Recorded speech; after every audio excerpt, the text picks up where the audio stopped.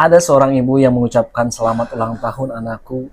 Semoga apa yang kau inginkan terkabul. Semoga apa yang kau inginkan tercipta.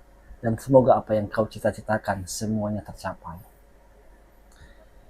Yang kita pahamin adalah kelahiran seorang anak tersebut pada hari itu.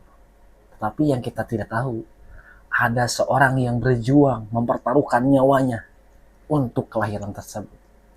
Tetapi sekarang kenapa yang diucapkan selamat itu bukan seorang ibunya ketika waktu itu, tetapi kenapa seorang anaknya ketika dia lahir?